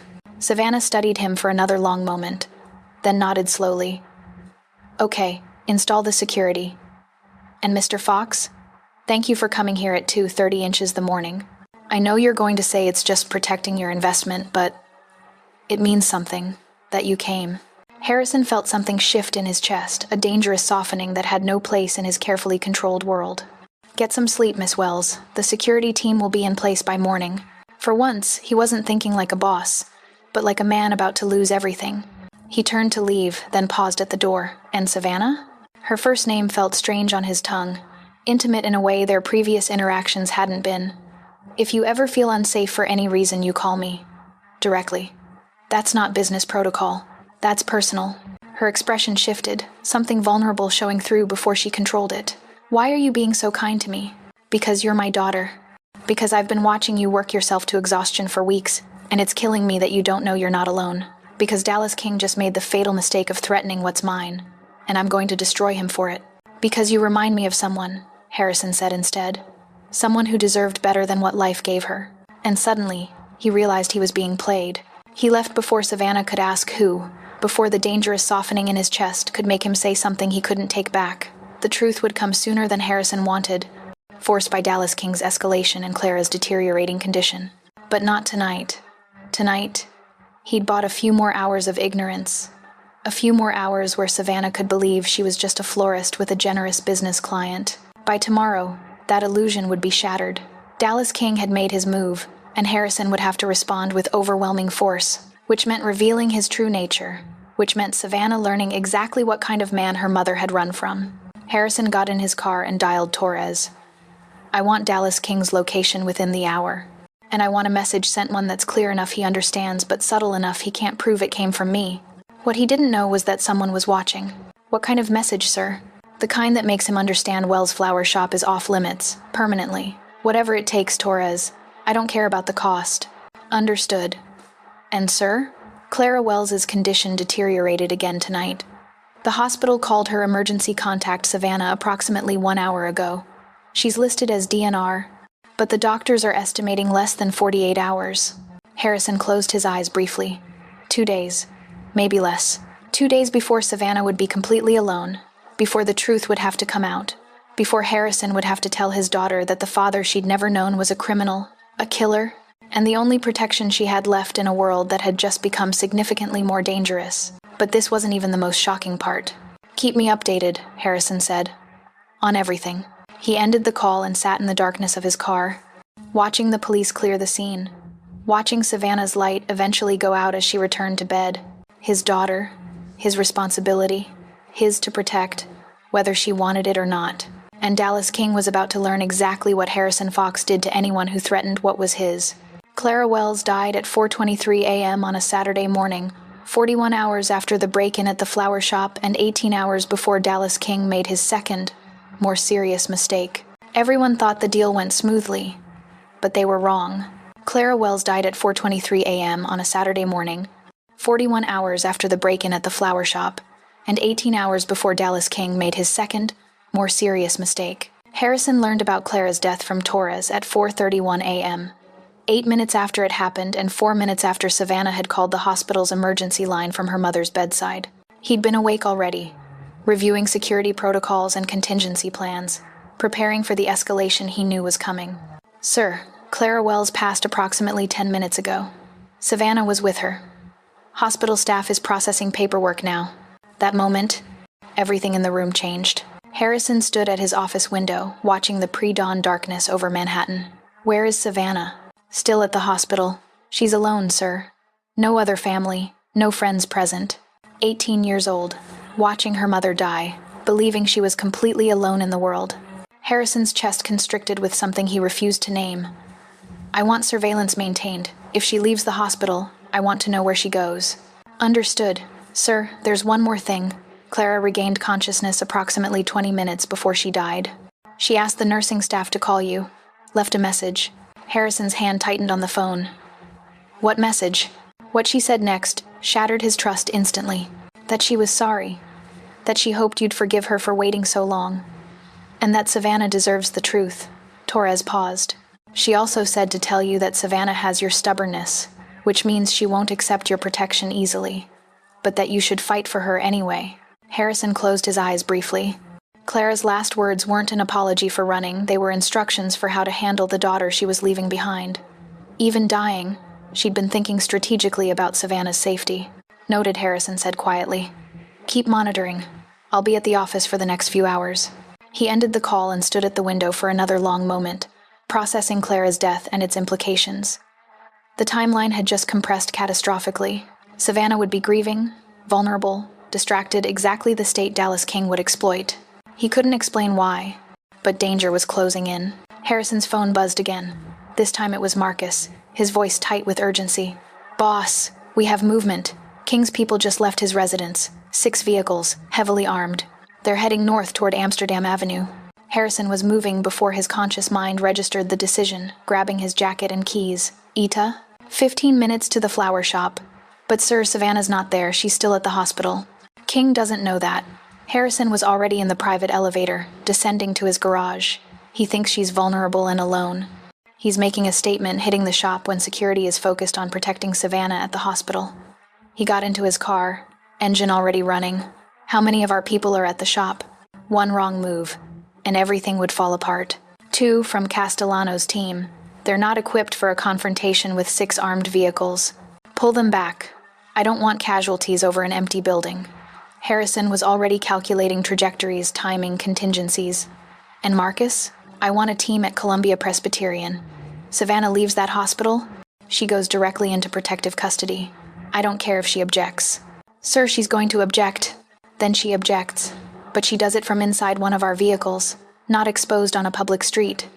Harrison's voice was flat, absolute. "King is escalating. The next move won't be property damage, it'll be targeting Savannah directly. I want her contained before that happens." His next decision would decide whether he lived or died. He ended the call and pressed the accelerator, taking corners at speeds that would have attracted police attention if not for the early hour. His mind was already 3 steps ahead, calculating exactly how this would play out. King would hit the flower shop, probably torch it, or at minimum, cause significant damage. The message would be clear. Harrison's protection was inadequate, his vulnerabilities were exposed, and anyone associated with him was a legitimate target. Harrison arrived at Amsterdam Avenue at 5:02 a.m., 20 minutes before King's convoy. The street was dark, quiet, most of the neighborhood still sleeping. He parked 3 blocks away and approached on foot, using the shadows and his knowledge of Castellano's security positions to avoid being seen. The flower shop looked peaceful in the pre-dawn darkness. The security gate pulled down, the windows dark. Harrison positioned himself in an alley across the street with clear sightlines to both the shop and the approaches King's people would use. And then, the gun clicked. At 5:19 a.m., the convoy arrived. 6 black SUVs, parking with military precision in a formation that blocked the street. 12 men emerged, half of them carrying visible weapons, a violation of a dozen laws, and a clear statement that King wasn't concerned about police response. Harrison watched with cold calculation as they approached the shop. 2 men disabled the security cameras with professional efficiency. 4 more used a battering ram on the front gate, the metal screeching as it bent under the assault. The remaining 6 fanned out to establish a perimeter. They were inside the shop in 90 seconds. Through the windows, Harrison could see flashlights, hear the sound of destruction shelves being overturned, equipment smashed, the methodical demolition of everything Savannah had worked to build. From here on, the rules of the game changed. Then one of them found the accelerant. Harrison saw the gasoline containers being passed inside, saw the men retreat to the vehicles, saw one of them light a flare. He was moving before they threw it, crossing the street with controlled speed, his hand already on the weapon concealed at his back. He'd known this might escalate to violence, had prepared for it, had accepted that protecting Savannah might require exactly the kind of ruthless force that had made Clara run 18 years ago. Gentlemen. Harrison's voice cut through the pre-dawn quiet, calm and controlled despite the adrenaline spiking through his veins. I'd reconsider the arson. The 12 men turned, weapons rising. Harrison recognized the leader Marcus Chen, one of King's mid-level enforcers. Not the smartest operator King employed, but loyal and willing to follow orders without question. In that moment, the entire balance of power flipped. Fox. Chen's voice was carefully neutral. You're out early. Property protection. Harrison kept his hands visible, weapons still holstered but accessible. That's my vendor you're about to torch. I take that personally. King's orders. Your girl made you sloppy. Time to send a message about what happens when you show weakness. My girl. Harrison's voice was dangerously quiet. Interesting phrasing. What exactly do you think you know about my relationship with Wells Flower Shop? Chen smiled, the expression ugly. We know you're paying her $15,000 monthly for flowers you could get anywhere. We know you've got private security on a building that should be worthless to you. We know you show up at 2:30 a.m. when there's a break-in. He gestured to the shop. That's not business, Fox. That's personal. And personal means vulnerable. But the real question was, who planned it? Harrison processed this rapidly. King had done his research, had observed the patterns, had correctly identified that Savannah mattered more than a standard business relationship would explain, but he didn't know why. Didn't know about Clara, about the paternity, about the fact that the weakness he was exploiting was actually Harrison's daughter. That ignorance was about to cost him everything. You're right, Harrison said quietly. It is personal, which means you've made a critical miscalculation about how I'm going to respond. Chen's expression shifted slightly, uncertainty creeping in. King said you'd back off, said you don't start wars over florists. Normally, no. Harrison's hand moved to his weapon with practiced ease. But this isn't a florist, this is family. And I don't negotiate when family is threatened. He wasn't just fighting for himself, he was fighting for family. He had the weapon drawn and aimed before Chen could process the movement, before the other 11 men could react. Here's how this ends. You tell King that Wells Flower Shop is permanently off limits. Anyone who approaches it, anyone who looks at it wrong, anyone who so much as thinks about sending a message they answer to me personally. And you tell him that if he wants to understand why I'm willing to start a war over a flower shop, he can ask me directly. But he does it through proper channels, not by burning down buildings at 5 a.m. Chen's jaw tightened. King's not going to like. I don't care what King likes. Harrison's voice was absolute, final. You have 30 seconds to clear this street and take your accelerant with you. Or I call in a team that will make sure none of you leave this neighborhood under your own power. Your choice. This was only the beginning of a much bigger war. For a long moment, no one moved. Harrison held Chen's gaze with the same cold certainty he'd used in 100 confrontations, the same ruthless calculation that had built his empire. Then Chen lowered his weapon. This isn't over. Yes, it is. Harrison kept his weapon trained on Chen. The moment you targeted that shop, it became over. You just don't know it yet. The 12 men retreated to their vehicles with controlled aggression, making it clear this was a tactical withdrawal rather than a defeat. Harrison maintained his position until the convoy disappeared, until the street was quiet again. Then he holstered his weapon and pulled out his phone. Torres, I need cleanup at the flower shop. Structural damage assessment, security system replacement, full restoration. I want it operational within 72 hours. What followed next was completely unexpected. Sir, King's people are going to report back. He'll know you were here personally. Good. Harrison's voice was flat. I want him to know. I want him to understand exactly how serious I am about protecting this location. He paused. Where's Savannah? Still at the hospital, processing paperwork, making arrangements. She should be leaving within the hour. Have the team ready. The moment she steps outside. I want her in protective custody. Bring her to my office. Sir, she's not going to. I don't care. Harrison was already moving back to his car. Her mother just died. Her shop was just targeted. And Dallas King now knows she matters to me. She's not safe on the street. She's not safe at home. And she's not safe anywhere except under my direct protection. So yes, she's going to object. But she's going to object from inside a secure location. For the first time, he wasn't in control. He ended the call and drove toward Columbia Presbyterian, his mind already calculating the conversation he'd been dreading for 3 weeks. Savannah would be grieving, angry, vulnerable, and Harrison was about to kidnap her, because that's what protective custody without consent was, and then tell her that everything she thought she knew about her life was a lie constructed by a dying woman's fear. She was going to hate him. Probably for a long time, maybe forever. But she'd be alive to hate him, which was all that mattered. Harrison arrived at the hospital at 6:47 a.m. He didn't go inside, that would tip his hand too early. Instead, he parked with clear sight lines to the main entrance and waited, watching the security feed Torres stream to his phone. He realized he wasn't alone, someone else had arrived. At 7:23 a.m., Savannah emerged. She looked smaller than Harrison remembered, her shoulders curved inward, carrying a plastic bag of her mother's belongings. Her face was pale, eyes red from crying, movements mechanical with grief and exhaustion. Harrison watched as Torres's team approached her, watched Savannah's confusion shift to alarm as 2 men in suits politely but firmly guided her toward a waiting vehicle. Watched her try to pull away, try to argue, try to maintain the independence she'd fought so hard to preserve. Then Marcus Harrison's Marcus, not King, said something quietly, and Savannah's struggles stopped. Her face went white. She looked around as if searching for Harrison, then allowed herself to be guided into the vehicle. Harrison followed the convoy back to his office building, maintaining distance but ensuring Savannah saw his car in the rearview mirror. He needed her to know this came from him, that he was responsible, that the conversation they were about to have was by his design. Hidden in the files was a secret that could destroy them all. They arrived at Sterling Properties at 7:52 a.m. Torres's team escorted Savannah through the private entrance, up the executive elevator, directly to Harrison's office. When the door opened and she stepped inside, her steel-gray eyes found his immediately. What the hell is going on? Her voice was raw from crying, shaking with exhaustion and grief and fury. Your people just kidnapped me from a hospital. I just watched my mother die, and your flower shop was attacked this morning, Harrison interrupted quietly. 6 vehicles, 12 armed men, arson materials. They intended to burn it to the ground. Savannah's face went even paler. What? But this wasn't even the most shocking part. Dallas King, a competitor of mine, identified your shop as a way to send me a message. He believes you're important to me, which makes you a target. Harrison kept his voice level, controlled.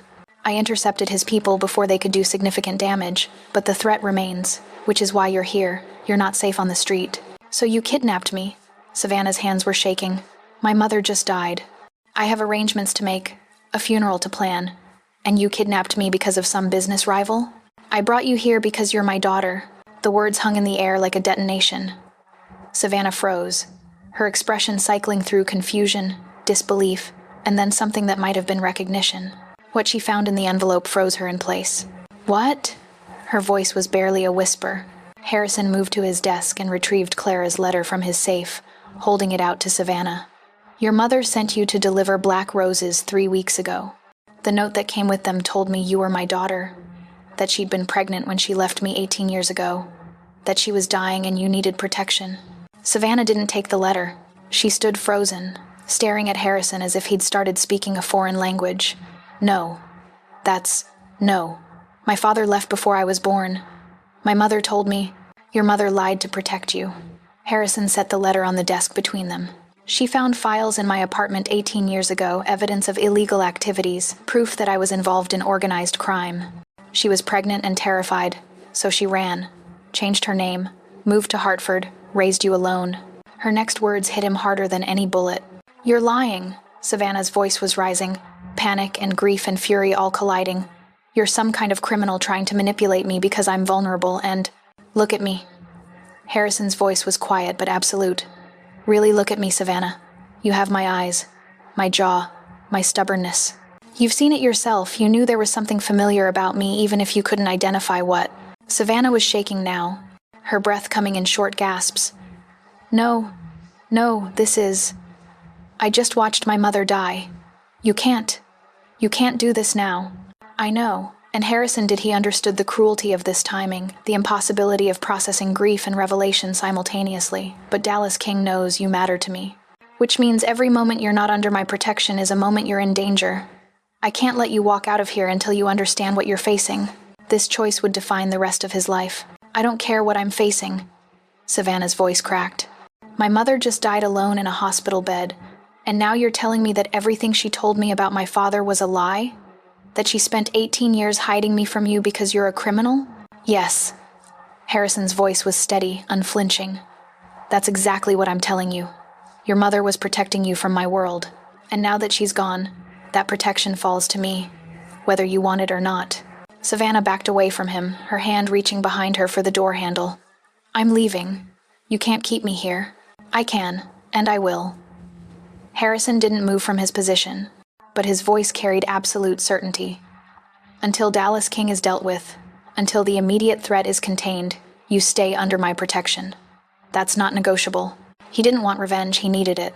Everything about this is negotiable. Savannah was crying now, tears streaming down her face. You don't get to claim me as your daughter after 18 years and then imprison me because of your business problems. You're right. Harrison's voice softened slightly. I don't have the right to claim anything, but I have the ability to keep you alive. And that's what I'm going to do, regardless of whether you forgive me for it. Savannah stared at him for a long moment, her steel gray eyes, his eyes burning with fury and grief and betrayal. Then she picked up Clara's letter from the desk, her hands shaking as she unfolded it. Harrison watched as she read her mother's final words, watched her face crumble as Clara's familiar handwriting confirmed everything Harrison had just said, watched his daughter learn that her entire life had been built on a protective lie, and that the truth was standing in front of her, offering protection she didn't want from a father she'd never known. Under the floorboard, he discovered a truth he wasn't ready for. When she finished reading, Savannah folded the letter carefully and set it back on the desk. Her voice when she spoke was quiet, controlled, despite the tears still streaming down her face. I hate you, she said simply. For what you are, for what you made my mother run from, for forcing this on me when I just watched her die. I hate you. I know.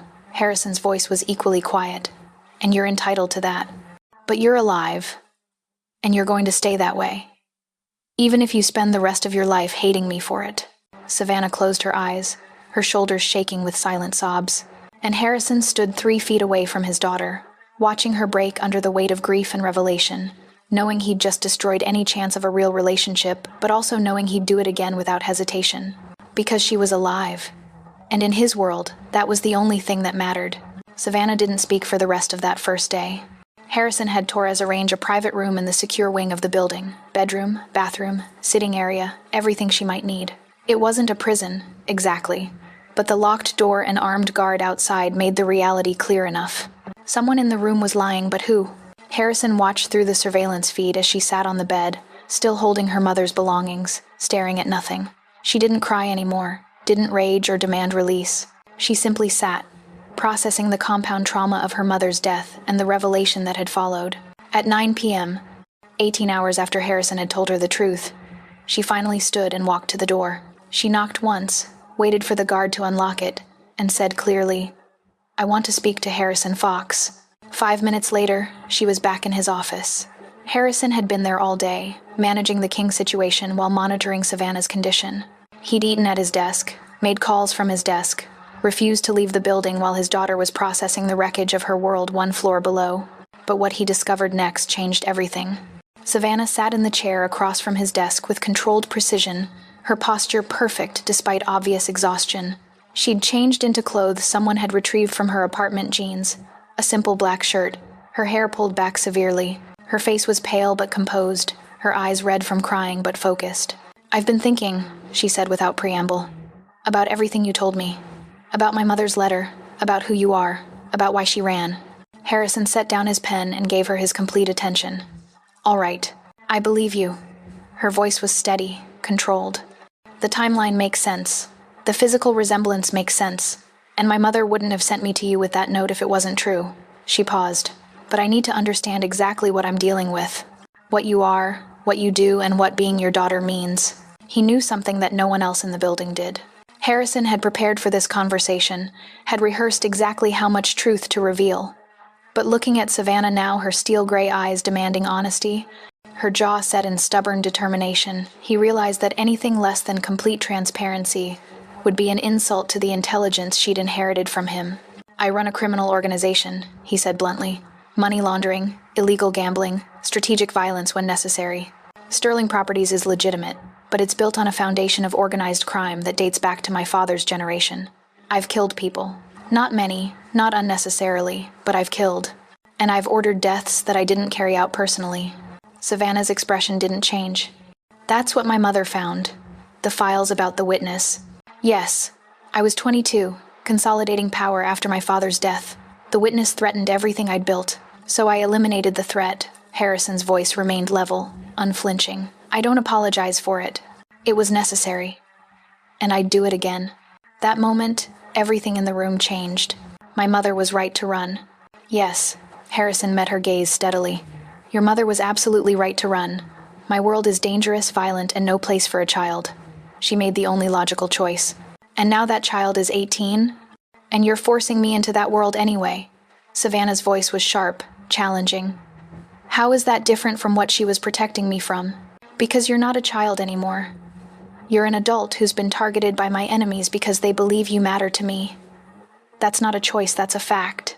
The only choice now is whether you accept my protection or try to face Dallas King alone." Savannah was quiet for a moment, her analytical mind clearly processing the implications. "What exactly does your protection entail?" He couldn't explain why, but danger was closing in. "Complete security. You don't go anywhere without a team. Your flower shop is being rebuilt with military-grade protection. Your finances are stabilized. And you live either here or in a secure property until the King situation is permanently resolved." "You mean until you kill him?" Harrison didn't flinch from the accusation. "I mean until the threat is eliminated. Whether that requires King's death depends on his choices. And what do you want from me in return?" Savannah's voice was hard, defensive. "Because I've learned that powerful men don't offer help without expecting something." The comparison to her mother's experiences, probably with men who'd tried to exploit her vulnerability, made Harrison's chest tighten with something uncomfortable. "I want you alive. That's the extent of my expectations." His next decision would decide whether he lived or died. "You don't want a daughter? Don't want some kind of relationship or family dynamic? I want what you're willing to give." Harrison kept his voice carefully neutral. "If that's nothing beyond accepting my protection, that's acceptable. If eventually it's more, that's also acceptable. But I'm not going to force you into playing a role you're not ready for." Savannah studied him with sharp intelligence, looking for the manipulation, the hidden agenda. "Why? Why do you even care? You didn't know I existed until 3 weeks ago. For all practical purposes, I'm a stranger."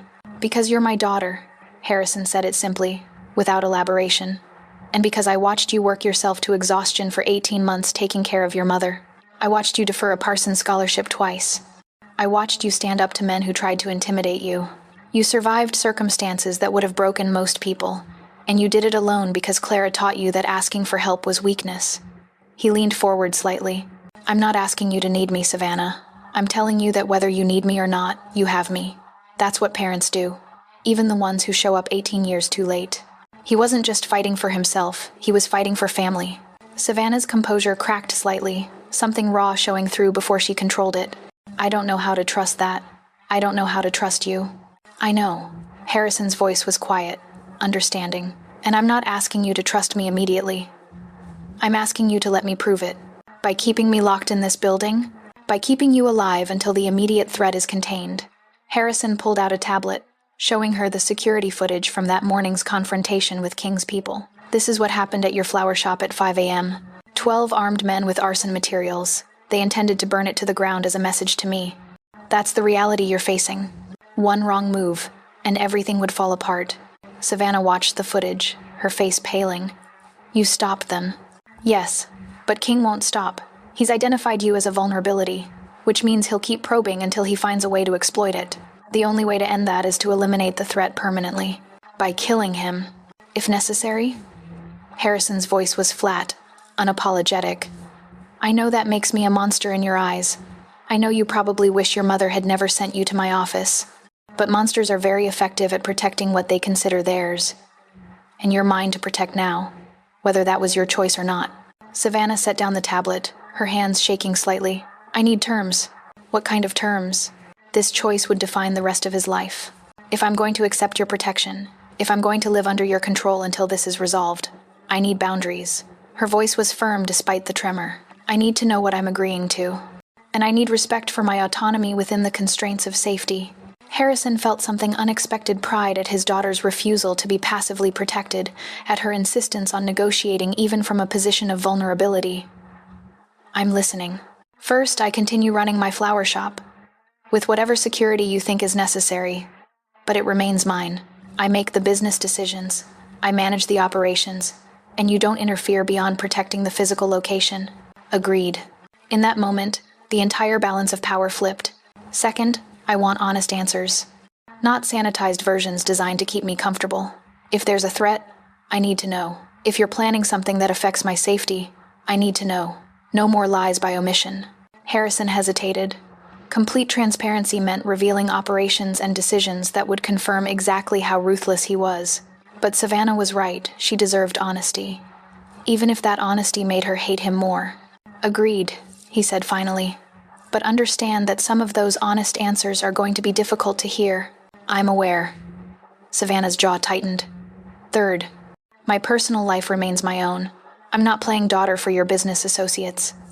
I'm not attending family dinners or pretending we have a relationship we don't. If and when I'm ready for something more than protective custody, that's my choice to make. Agreed. Harrison kept his voice level despite the sting of that boundary. Anything else? For the first time, he wasn't in control. One more thing. Savannah met his gaze directly.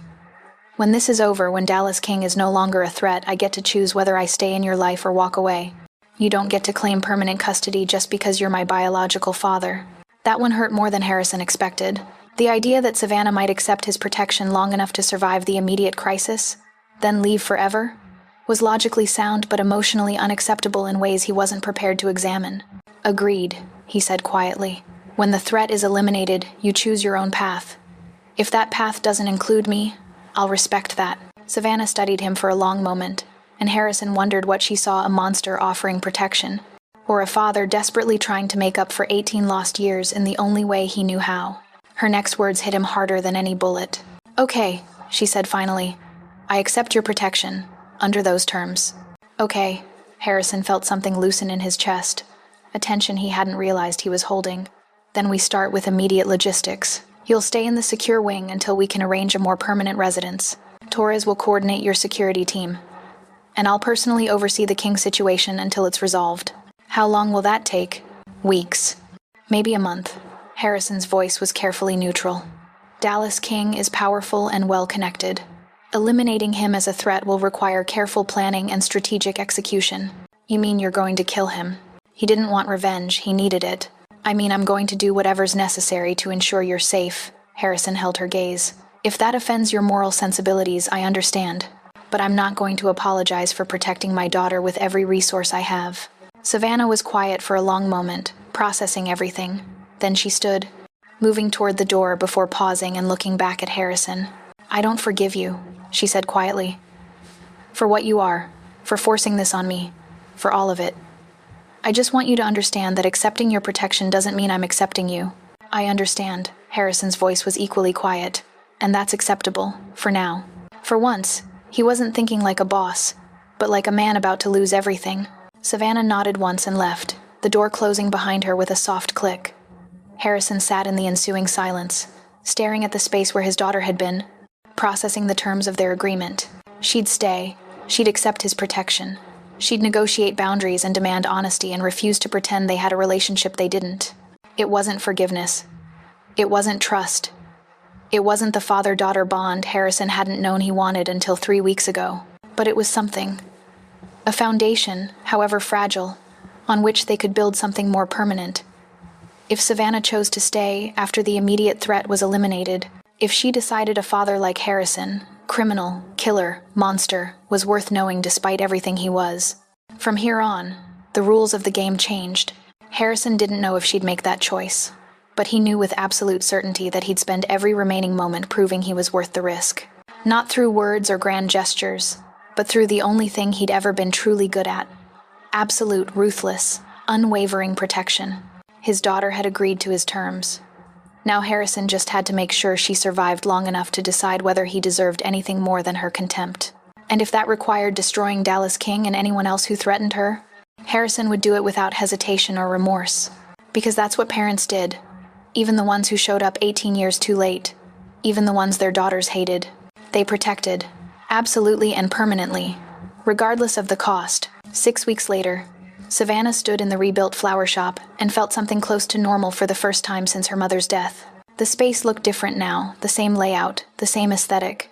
But everything was newer, stronger, reinforced with security that was visible enough to deter threats, but discreet enough not to scare customers. What followed next was completely unexpected. Rosa was helping a bride select arrangements for a spring wedding. Jamie was processing online orders in the back office. And Savannah was creating a sympathy arrangement for a funeral, white lilies and roses, elegant and understated, while her security detail maintained positions outside that she'd learned to stop noticing. The last 6 weeks had been a masterclass in controlled chaos. Harrison had been true to his word about honest answers, which meant Savannah now knew far more about organized crime operations than any florist reasonably should.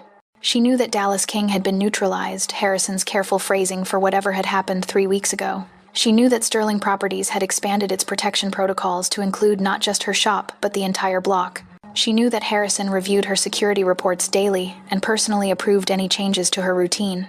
But the real question was, who planned it?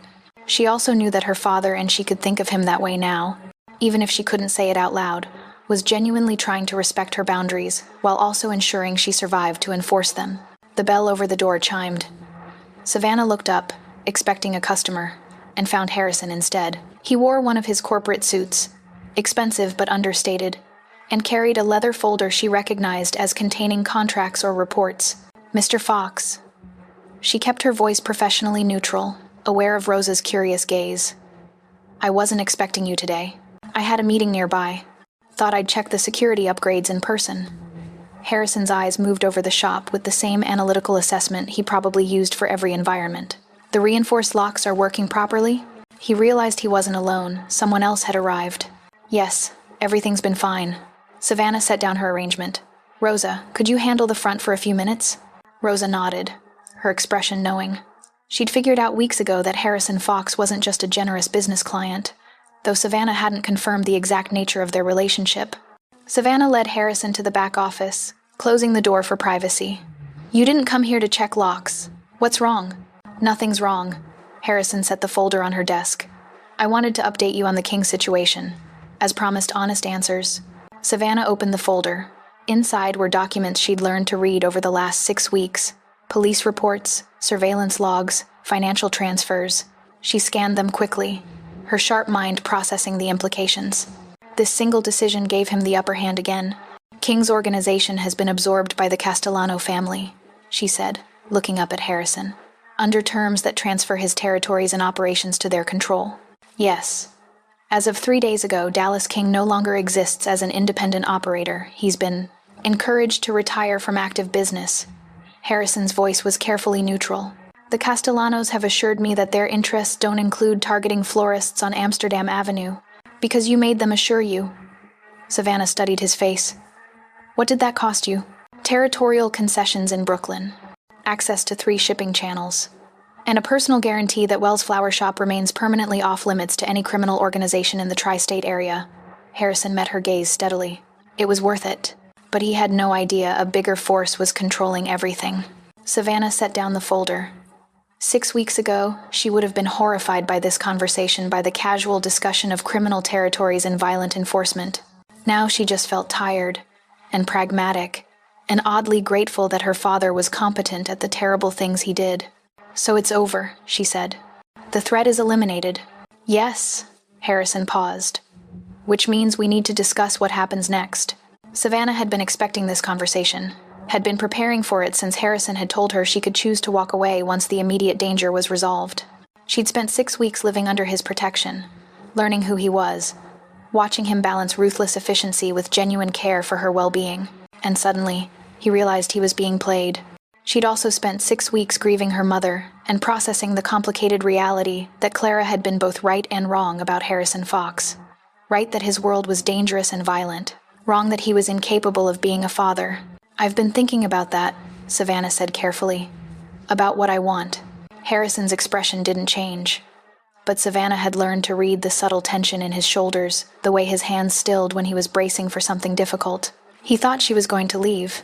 I want to renegotiate our terms, she continued. The ones we agreed to 6 weeks ago. All right. Harrison's voice was carefully neutral. What terms? He didn't realize this moment would come back to haunt him. I still want honest answers. I still want autonomy over my business and personal life. I still want boundaries. Savannah held his gaze. But I don't want to walk away. Something shifted in Harrison's expression, surprise, maybe, or relief so profound it cracked through his usual control. You're staying. I'm staying. Savannah felt her throat tighten unexpectedly. On one condition. Name it. You stop calling yourself my protector and start calling yourself my father. Her voice was quiet but firm. Because that's what you've been for 6 weeks. Whether either of us wanted to admit it. You've been present. Engaged. Honest about who you are, even when that honesty was ugly. And I think I want to know what having a father looks like. Even if that father is a criminal who solves problems by eliminating threats, this choice would define the rest of his life. Harrison was quiet for a long moment, and Savannah saw something uncomfortably vulnerable in his eyes, something that looked like hope mixed with disbelief. I'd like that, he said finally, his voice rough. I'd like to be your father, not just your protector. Then we start there. Savannah managed a small smile. Fair warning, I'm still angry about the lies, the forced custody, all of it. You're going to have to earn trust over time. I know. Harrison's voice was steady. And I will. However long it takes. Good. Savannah moved toward the door, then paused. Also, I'm keeping the Sterling Properties contract. The shop needs stable income, and your money's as good as anyone's. He wasn't just fighting for himself, he was fighting for family. Agreed. Harrison's lips twitched in something that might have been a smile. Though I should tell you I'm expanding the contract. 6 more properties, additional event coverage. Your business is going to need a second location within a year. You're meddling in my business operations. I'm being a supportive investor in my daughter's successful enterprise.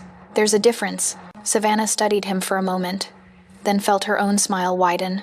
You're impossible. I'm effective. Harrison's voice was dry. There's also a difference.